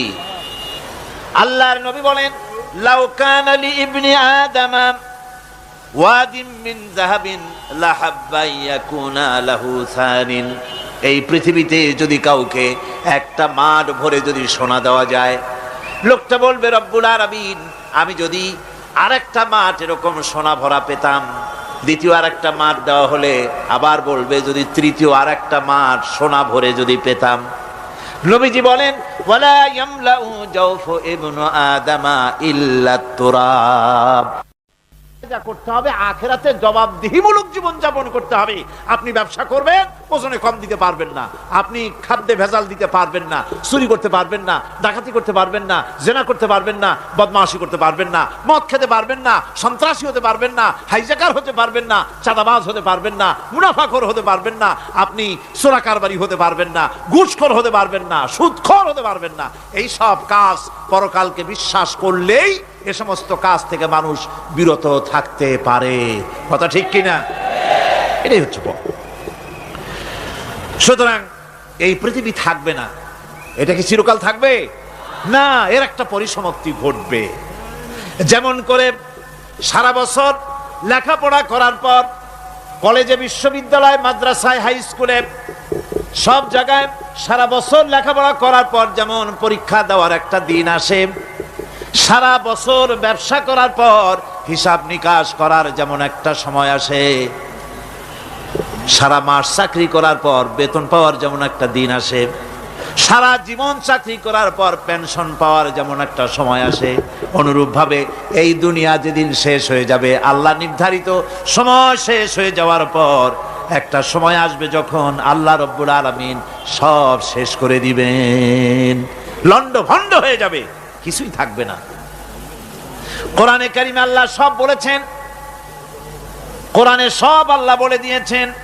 আল্লাহ পাক বলেন এই পৃথিবীর সব কেমন ভাবে ধ্বংস হবে তার চিত্র আল্লাহ পাক কোরআনে কারিমে তুলে ধরেছেন। ইযাস সামাউ ফাতারাত ওয়া ইযাল কাওয়াকিবু তাসারাত ওয়া ইযাল বিহারু ফুজ্জিরাত ওয়া ইযাল কুবুরু বুসিরাত।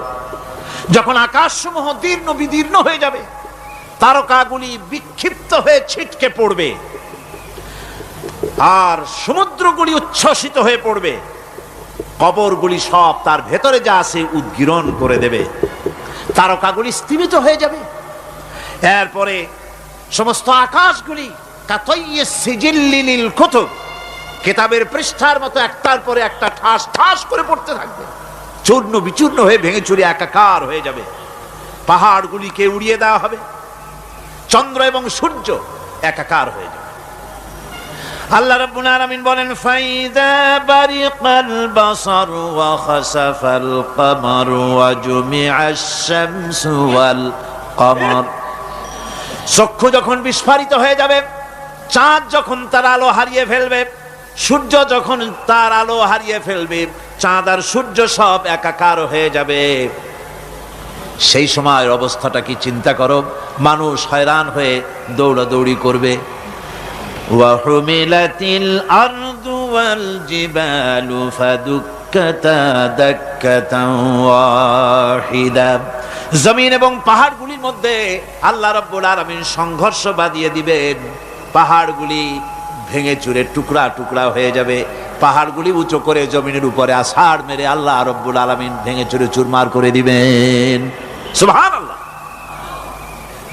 ওয়া তাকুনুল জিবালু কালইনিল মানফুস, পাহাড়গুলো পেঁজা ধোনা তুলার মতো করে উড়িয়ে দেওয়া হবে, পাহাড় উড়ে যাবে।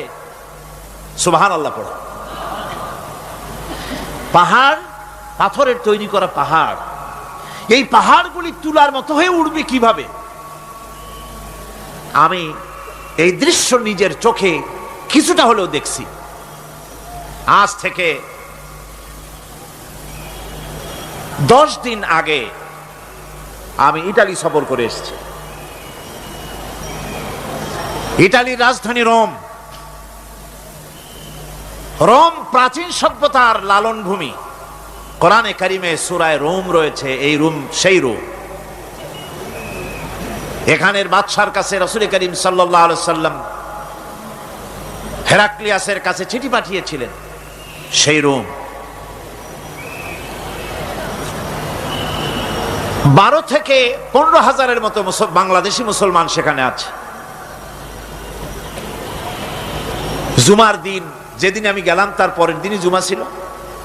জুমার নামাজ পড়লাম ভ্যাটিকানের কাছেই বিশাল মসজিদ, ইউরোপের ভিতরে সবচাইতে বড় মসজিদ এটা। রোম ইসলামের দুশমনদের রাজধানী। সেইখানে যখন আজান হচ্ছে আশহাদু আন্না মুহাম্মাদার রাসূলুল্লাহ, আমার অনুভূতির কথা আপনাদেরকে বোঝাতে পারবো না, কি অনুভূতির সৃষ্টি হয়েছে আমার ভেতরে।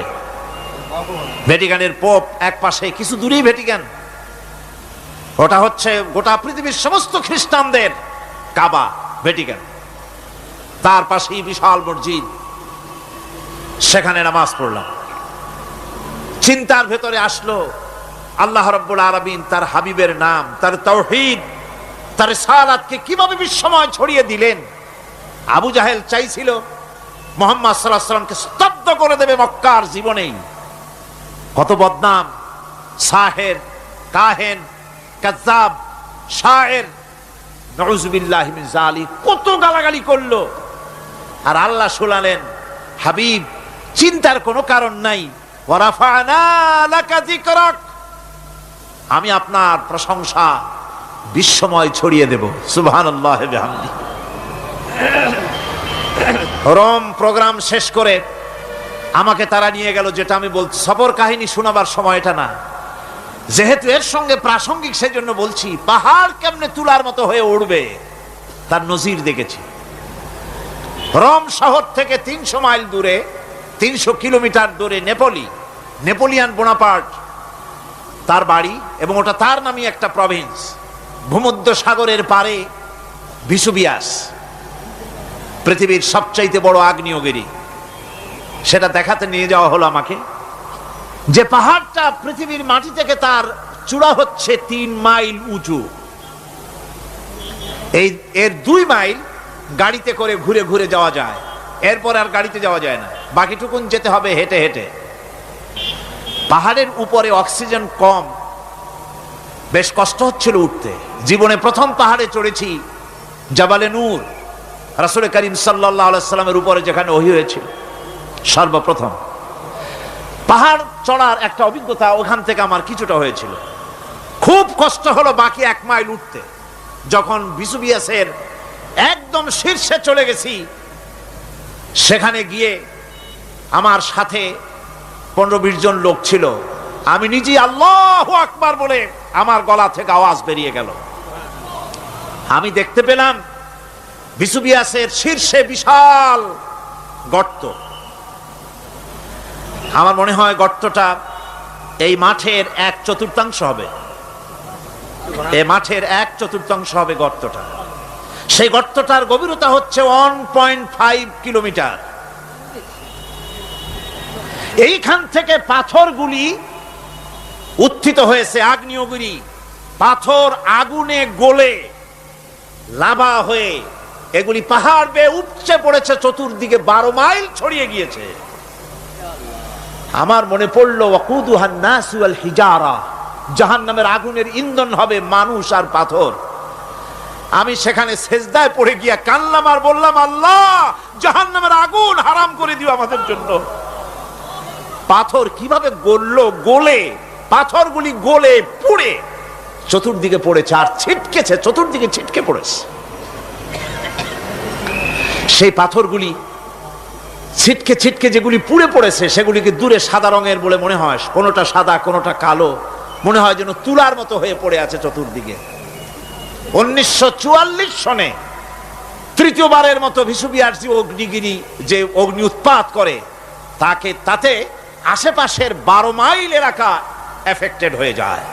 পাথরগুলি গলে এভাবে বিধ্বস্ত করে দিয়েছে। এখান থেকে এখানে জোহরের নামাজ, আসরের নামাজ আমরা পড়লাম, আল্লাহর কাছে খুব দোয়া করলাম।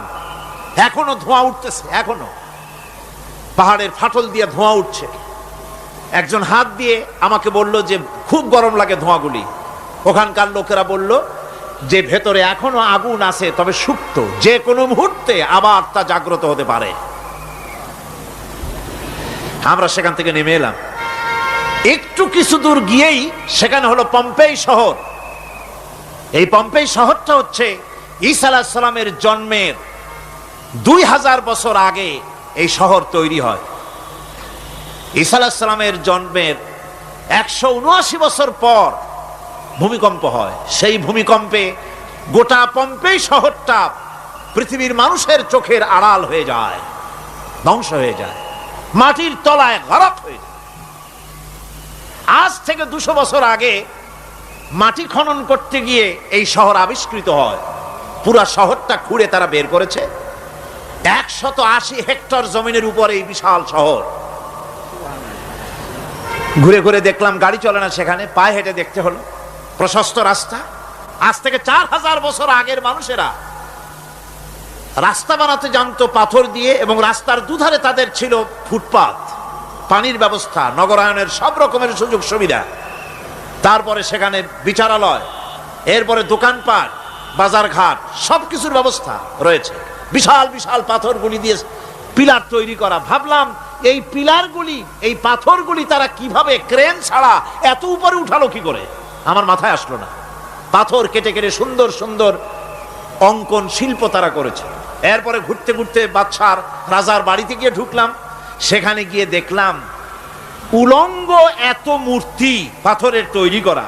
পাথর কেটে কেটে দেওয়ালে যৌন মিলনের এমন কোন অশ্লীল ছবি নাই যা তারা সেখানে তৈরি করে নাই। উলঙ্গ মূর্তি আর উলঙ্গ যৌন মিলনের অসংখ্য ছবি দিয়ে এই এলাকা ভরা। তখন আমি বুঝলাম আল্লাহর গজব হওয়ার কারণটা কি, এই শহরটা মাটির নিচে গরক হয়ে যাওয়ার কারণটা কি। আল্লাহ পাক জেনা ব্যভিচার যে দেশে বেশি হয় আল্লাহ পাক বরদাস্ত করেন না। দুশ্চরিত্র যে দেশের মানুষ দুশ্চরিত্র হয়ে যায়, জেনা ব্যভিচার বেশি হতে থাকে, আল্লাহ গরক করে দেন, গজব দেন। এই গজব এক এক সময় এক এক রকমের হয়ে আসে। কখনো মাটির নিচে দাবায় দেন, কখনো মহামারী, কোন দেশে কলেরা, কোন দেশে জলোচ্ছ্বাস, কোথাও ভূমিকম্প, আর সর্বশেষ এই জেনা ব্যভিচারের জন্য আল্লাহ পাকের চূড়ান্ত এই যৌনতার অশ্লীলতার জন্য চূড়ান্ত গজব বর্তমান বিশ্বের জন্য এইডস। আল্লাহ পাক এই গজব দিয়েছেন। বন্ধুগণ, আমি সেই জায়গা, আমি সেখানে যা দেখলাম যে আল্লাহ পাক পাহাড়গুলিকে কিভাবে উড়াবেন, এটা অস্বীকার করার কোনো উপায় নাই। বিশ্বাস তো করতামই, তবে হযরত ইব্রাহিম আলাইহিস সালাম যেমন বলেছিলেন, রব্বি আরিনি কাইফা তুহিল মাউতা, আয় আল্লাহ তুমি মরাকে জিন্দা করবা কেমনে? আল্লাহ পাক বলেন, আওয়ালাম তুমিন, তুমি বিশ্বাস করো না? ইব্রাহিম আলাইহিস সালাম বললেন, বালা, অবশ্যই বিশ্বাস করি, ওয়ালাকিন লিয়াতমাইন্না কলবি, যদি চোখে দেখতাম তাহলে আমার অন্তরাত্মা খুব ঠান্ডা হতো। আল্লাহ রাব্বুল আলামিন চোখে দেখায় দিলেন জিন্দা কেমনে মুর্দা হবে, মুর্দা কেমনে জিন্দা হবে, আল্লাহ দেখায় দিলেন। পাহাড় উড়ায় দিবেন আল্লাহ রাব্বুল আলামিন। একথা কলিজার মধ্যে, এটার উপর ঈমান বিশ্বাস, কিন্তু আল্লাহ চোখে দেখাইছেন, ঈমান আরো মজবুত হয়েছে, যা ছিল আরো মজবুত হয়েছে। সুবহানাল্লাহ। আল্লাহর ভয়তে কলিজা কেঁপেছে। আমি পাহাড়ের উপরে কেঁদেছি, যার যার হয়ে কেঁদেছি। বন্ধুগণ, আল্লাহ সুবহানাহু ওয়া তাআলা এই জন্য বলেছেন, কুল সিরু ফিল আরদ, আমার জমিন ঘোরো, ভালো করে দেখো, কাইফা কানা আকিবাতুল মুকাজ্জিবিন, মহা সত্যকে যারা অস্বীকার করেছে তাদের পরিণতি আমি কি করে দিয়েছি, এগুলি চোখে ভালো করে তাকায় দেখো। আমার বন্ধুগণ, সুতরাং এই পৃথিবীর অবসান হবে, এই পৃথিবী ধ্বংস হবে, এই পৃথিবী চূড়ান্তভাবে শেষ হয়ে যাবে। ও হ্যাঁ, আরেকটি কথা বলতে হয়, সেটা হচ্ছে যে এই রোম থেকে আরেকটু দূরে 900 মাইল দূরে হচ্ছে সিসিলি। 900 মাইল দূরে, সেখানে এই সিসিলি মুসলমানেরা শাসন করেছিল 350 বছর। সেই সিসিলিতে রয়েছে 360টা মসজিদ মুসলমানদের করা। সমস্ত মসজিদগুলি আজ তালা বন্ধ, একটা মসজিদও খোলা নাই। সেখানকার মুসলমানেরা ওয়াজ শুনতে এসেছিল রোমে। আমি তাদের জন্য পরামর্শ দিয়েছি যে গভর্নমেন্টের কাছে তোমরা দাবি জানাও যে অন্তত একটা মসজিদের দরজা আমাদের জন্য খুলে দাও। রোমের অবস্থানরত প্রবাসী বাংলাদেশি মুসলমানেরা আমাকে বলেছে, তাদের অনেকের বাড়ি চট্টগ্রামেও আছে, আমাকে বলেছে তাদের চোখে পানি আসছে বলার সময় যে চিরঙের তাফসীর মাহফিল যখন আসে কলজাটা কানতে থাকে যাওয়ার জন্য। তো যাওয়া তো সম্ভব না এত দূর থেকে, আমাদের সালাম বলে দিবেন যত লোক আসবে, আর আমাদের জন্য দোয়া করতে বলবেন যেন এই রোমের ভিতরে আমরা ইসলামের আদর্শের ভিত্তিতে আমরা যেন চলতে পারি। আপনারা দোয়া করুন তাদের জন্য। ভাইরা আমার, এই পৃথিবী একদিন পরিসমাপ্তি ঘটবে এবং আল্লাহর দরবারে আমাদেরকে উঠতে হবে এবং সেখানে আমাদের বিচার হবে। সেখানে আমাদের কি হবে? বিচার হবে। আল্লাহ পাক বিচারটাকে নির্ভুল করার জন্য, সঠিক করার জন্য প্রত্যেকের গলায় আমলনামা ঝুলায় রাখছেন। এখানে রেকর্ডের ব্যবস্থা করা হয়েছে। আল্লাহ পাক বলছেন, ওয়া কুল্লা ইনসানিন আলজামনাহু তাইরাহু ফি উনুকিহি ওয়া নুখরিজু লাহু ইয়াওমাল কিয়ামাতি কিতাবান ইয়ালকাহু মানশুরা। আল্লাহ পাক বলেন, প্রত্যেকের ভালো মন্দ কর্মফল, কর্মলিপি আমি তার গলায় ঝুলায় রেখেছি। কিয়ামতের দিন সে নিজের কাছে স্পষ্ট সব দেখতে পারবে, কোনো জিনিস বাদ পড়বে না। তার গলায় তার আমলনামা ঝুলানো আছে, সব রেকর্ড হতেছে। আমরা যা করছি সবগুলি রেকর্ড হয়ে যাচ্ছে। বর্তমান বিজ্ঞানীরা আবিষ্কার করেছে যে মানুষের শরীরের ভিতরে ডিএনএ আছে, রক্তের ভিতরে ডিএনএ, এটা একটা কোড। মানুষের রক্তের ভিতরে ডিএনএ আছে। যেমন তার ব্রেনের ভিতরে কতগুলি কোষ আছে, এক একটা কোষ এক এক ধরনের কাজ করে, অনুরূপভাবে তার শরীরের ভিতরে রক্তের ভিতরে ডিএনএ আছে। এই ডিএনএটা কি? এই ডিএনএটা হচ্ছে, এই ডিএনএ একটা কম্পিউটারের মতো কাজ করতেছে। লোকটা কি করবে, কোথায় যাবে, সে ভালো হবে মন্দ হবে কি হবে, সব তার ডিএনএর মধ্যে রেকর্ডকৃত আছে। এটা বোঝার জন্য একটা সুন্দর দৃষ্টান্ত দেওয়া যায়। যেমন এই কাগজটাকে আপনারা মনে করুন একটা গাড়ির একটা গাড়ির ব্লুপ্রিন্ট। এখানে লেখা আছে গাড়ি কিভাবে তৈরি হবে। এই কাগজটা নিয়ে ঘরের মধ্যে রেখে দিলেন। এখন এই কাগজটা থেকেই অটোমেটিক গাড়ির উইন্ডো তৈরি হলো, শিল তৈরি হলো, গাড়ির বডি তৈরি হলো, চেসিস তৈরি হলো, টায়ার তৈরি হলো, ইঞ্জিন তৈরি হলো, ব্যাটারি তৈরি হলো, পেট্রোল নিল, আর কোনো রকমের ড্রাইভার ছাড়াই গাড়ি চলতে আরম্ভ করলো। এই কথাটা যদি মনের মাথার মধ্যে আনতে পারেন যে এটা কিভাবে হইতে পারে, এতে লেখা অনুযায়ী যেভাবে হওয়া যদি সম্ভব হয়, অনুরূপ ভাবে মানুষের রক্তের ভিতরে ডিএনএ এর আবিষ্কার করেছে, এর ভিতরে মানুষের ভালো মন্দ কোথায় যাবে কি করবে সবকিছু এর মধ্যে রয়েছে।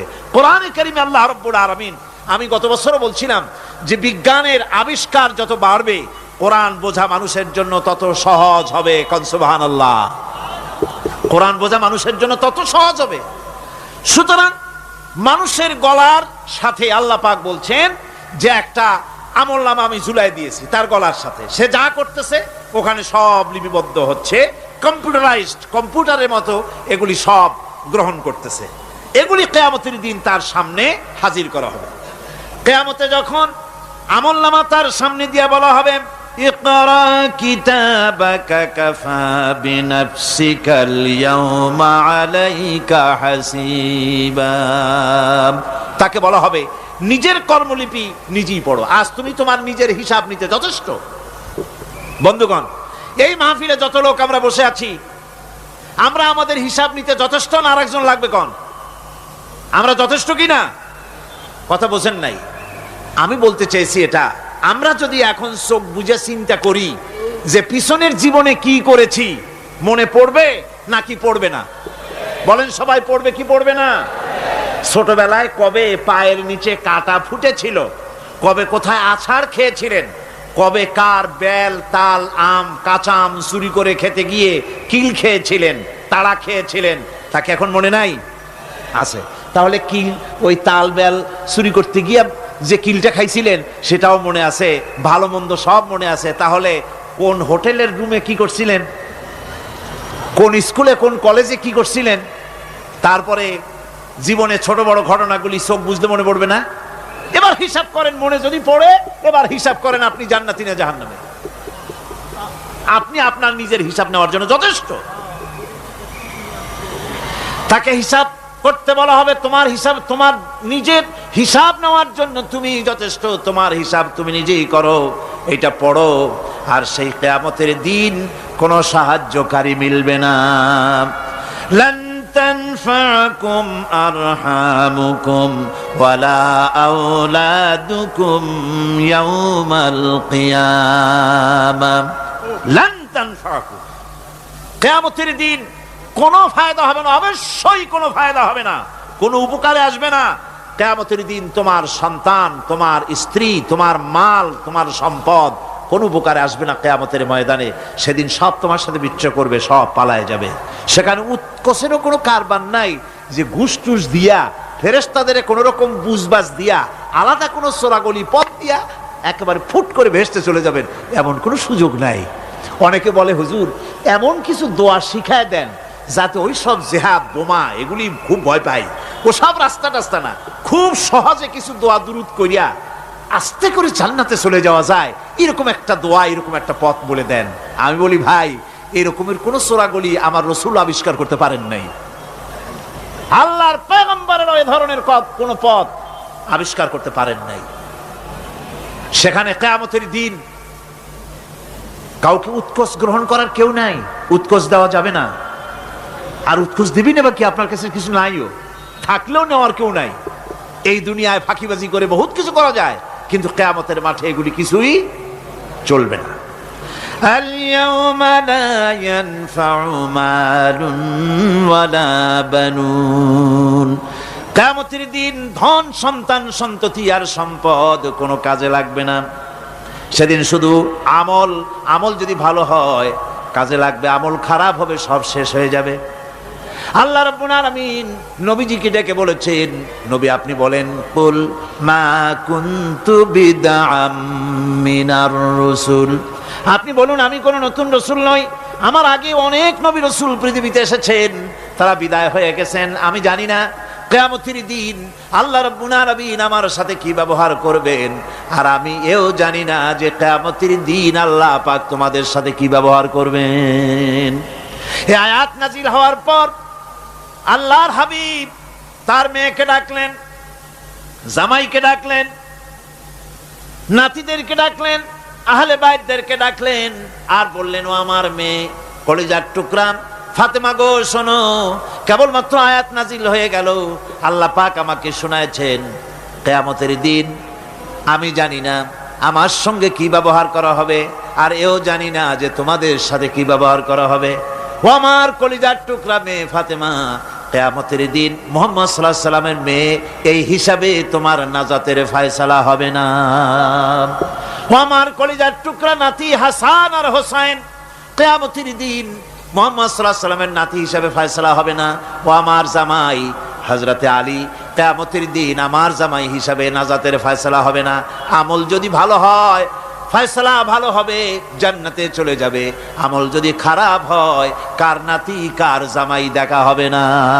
সুবহানাল্লাহ। কঠিন কিয়ামতের মাঠ। এই পরকালের বিশ্বাস যদি কলিজার মধ্যে ঢোকে মানুষ ভালো হয়ে যাবে। কোন সুবহানাল্লাহ। আপনারা কোন মানুষের চরিত্র ভালো কি পুলিশে বানাইতে পারবে?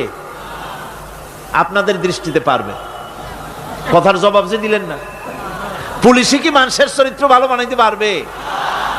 পুলিশের চরিত্র ভালো বানাবে কেডা? সেটাই তো কথা। মানুষের চরিত্র যাতে ভালো থাকে, মানুষের জন্য খারাপ কাম না করে, সেজন্য পুলিশ। পুলিশ যাতে খারাপ কাম না করে সেজন্য আরো একটা ডিপার্টমেন্ট আছে না?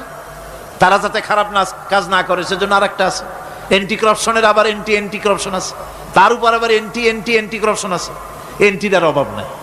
সুতরাং পুলিশ দিয়া, বিডিআর দিয়া, আর্মি দিয়া মানুষের, দেশের, জাতির চরিত্র ভালো বানানো যায় না। রাসূলুল্লাহ এ দিয়া বানান নাই, এটা ইসলামের নিয়ম নয়। পুলিশ দিয়া, আর্মি দিয়া দেশের মানুষের চরিত্র ভালো বানানো যায় না। চরিত্র ভালো বানানো যায় কেবলমাত্র পরকালের ভয় দিয়া। কিসের ভয় দিয়া? প্রকৃতপক্ষে সৎকারী মুমিন, ভালো কাজ করা, প্রকৃত মুমিন, সত্যিকারের ভালো মানুষ, সত্যিকারের ইমানদার হওয়ার জন্য 10টি কাজ লাগবে। কয়টি কাজ? 10টি কাজ লাগবে। সেই 10টি কাজের একটি কাজ গত বছর আপনাদের খেদমতে আরজ করা হয়েছে, 2টি বলা হয়েছে। বাকি আজকে বললাম আর একটা, হয়ে গেল 3টা। বাকি আছে কয়টা? 7টা। বাকি আছে আরো 7টা। পরকাল ভিত্তিক জীবনযাপন যদি করতে পারি তাহলে আমরা হব দুনিয়ার শ্রেষ্ঠ মানুষ। কোন আলহামদুলিল্লাহ। আমার দেশ, আমার জাতি, আমার school, college, university, secretariat, cantonment, রান্নাঘর থেকে শুরু করে বঙ্গভবন, দেশের সর্বত্র মানুষের ভেতরে যদি পরকালের জবাবদেহিমূলক জীবনযাত্রার অনুভূতি সৃষ্টি করে দেওয়া যায়, কিয়ামত আছে আর জবাব দিতে হবে আল্লাহর দরবারে। এই পরকালকে এভাবে বিশ্বাস করতে পারলে, ওইভাবে জীবন গড়তে পারলে দেশ সুখী হবে, সমৃদ্ধশালী হবে, বিপদ দূরীভূত হবে, অন্ধকারের আমানিশা দূর হয়ে গিয়ে পৃথিবীতে আবার সুন্দর সূর্য উদিত হবে। ইসলামের নতুন বার্তা নিয়ে পৃথিবীতে শান্তি আসবে, সুখ আসবে, সমৃদ্ধি আসবে, স্বাধীনতা টিকবে, সার্বভৌমত্ব টিকবে। দেশ এক সুখী, সমৃদ্ধশালী, সুন্দর দেশে পরিণত হবে। বাংলাদেশ হবে পৃথিবীর একটা আদর্শ দেশে পরিণত হয়ে যাবে যদি এই কথাগুলি আমরা বিশ্বাস করি আর আমল করে চলতে পারি। আল্লাহ পাক যেন সে তৌফিক আমাদের দেন। সকলে বলি আমিন। সকলে কোন আমিন। মুনাজাত হবে, দাঁড়ানো ভাইরা বসে। মুনাজাত হবে, দাঁড়ানো ভাইরা সকলে বসে। ওই যে রাস্তায় যারা দাঁড়িয়ে আছেন, পাশে যারা আছেন, সব বসুন, এক মুহূর্তে বসুন। মুনাজাত, দোয়া। আমি গত বছর বলেছি, এবারও বলি, মুনাজাতের কথা বললে কিছু লোক আছে, এই 2-4 জন 5 জন হাঁটে। এটা কিন্তু একটা আসলেই বেয়াদবি। এটা কি কন্ত দেখি? যেহেতু মুনাজাত করা হচ্ছে কার কাছে? দোয়া করা হচ্ছে কার কাছে? কখনোই সাহস করবেন না যে দোয়া করার কথা বললে আপনি হাঁটবেন। কেন? দুঃখটা কিসে? মুনাজাত করিয়া উজু লাগে, উজু করে আসবেন, নামাজ পড়বেন জামাতে। অবশ্যই আলোচনাগুলি খুবই গুরুত্বপূর্ণ। আগামীকাল, পরের দিন এর একটা যদি মিস করেন, গ্রেট মিস্টেক হবে। এটা বড় রকমের আপনি একটা লস করবেন। কাজী কোনোটা যেন আপনি না হারান। আল্লাহ পাক আমাদেরকে যেন বলার, শোনার, আমল করার তৌফিক দেন। কোন আমিন। তাড়াতাড়ি করবেন, হাত চালায়। বালাগাল উলা বিকামালিহি কাশাফাত দুজা বিজামালিহি হাসনাত জামিউ খাসালিহি সাল্লু আলাইহি ওয়া আলিহি। মুনাজাতের পর আজান হবে বা জামাআত এশার নামাজ পড়ে যাবেন। অবশ্যই জামাত পরিত্যাগ করবেন না, জামাতে নামাজ পড়ে যাবেন। এটা একটি জীবনের জন্য বড় রকমের অ্যাচিভমেন্ট হবে। নামাজ পড়ি তারপরে বিদায় হবে। আল্লাহুম্মা আমিন। ربنا ظلمنا أنفسنا وإن لم تغفر لنا وترحمنا لنكونن من الخاسرين ربنا لا تزغ قلوبنا بعد إذ هديتنا وهب لنا من لدنك رحمة إنك أنت الوهاب আয় আল্লাহ তাআলা, হাজার হাজার মুসলমান নরনারী দীর্ঘক্ষণ ধরে তোমার কোরআনে কারিমের আলোচনা শুনেছি, দরুদ ও সালাম পড়েছি, জিকির আজগার করেছি। মেহেরবানি করে সওয়াবটুকুন জনাবে মুহাম্মদুর রাসূলুল্লাহ সাল্লাল্লাহু আলাইহি ওয়াসাল্লামের রূহ মুবারকে পৌঁছায় দাও। হে আল্লাহ তাআলা, तमाम পৃথিবীর মাটির নিচে যত মুমিন মুমিনাত শুয়ে আছেন তাদের আরওয়ার পরে সওয়াব পৌঁছায় দাও। রব্বুনা রবিন, আমাদের মধ্য থেকে মা বাপ যাদের দুনিয়া থেকে বিদায় হয়ে গেছে, কবরগুলিকে জান্নাতের টুকরা বানায়া দাও। রব্বির হামহুমা কামা রব্বায়ানি সগীরা। সকলে পড়েন রব্বির হামহুমা কামা রব্বায়ানি সগীরা। আয় আল্লাহ তাআলা, আমাদের পীর মুর্শিদ, আমাদের উস্তাদ, আমাদের ভাই বোন, আত্মীয় স্বজন যার যা মারা গেছে সকলকে ক্ষমা করে দাও। গোটা পৃথিবীতে আজকে যত মুসলমান বেঁচে আছেন সমস্ত মুসলমানদের গুনাহ খাতা মাফ করে দাও। সমস্ত মুসলমানদেরকে এক বানায় দাও, নেক বানায় দাও। মুসলমানদের জিন্দেগির গুনাহ খাতা মাফ করে দাও। হায় আল্লাহ তাআলা, আমরা সারা জীবন গুনাহ করেছি, গুনাহ করে জীবনটারে নষ্ট করে ফেলেছি। মাবুদ গো, দয়া করে জীবনের সব গুনাহগুলি আজ তুমি ক্ষমা করে দাও।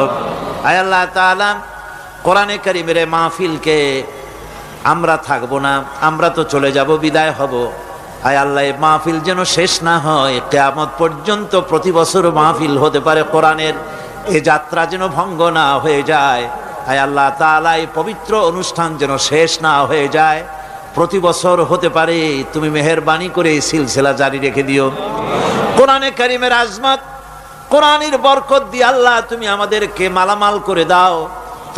তোমার শেষ হেদায়েতের, সর্বশেষ হেদায়েতের কিতাবকে আমরা যেন আমাদের জীবনের হেদায়েতের উৎস হিসেবে গ্রহণ করতে পারি, আমল করতে পারি। তৌফিক আমাদের দিয়া দাও।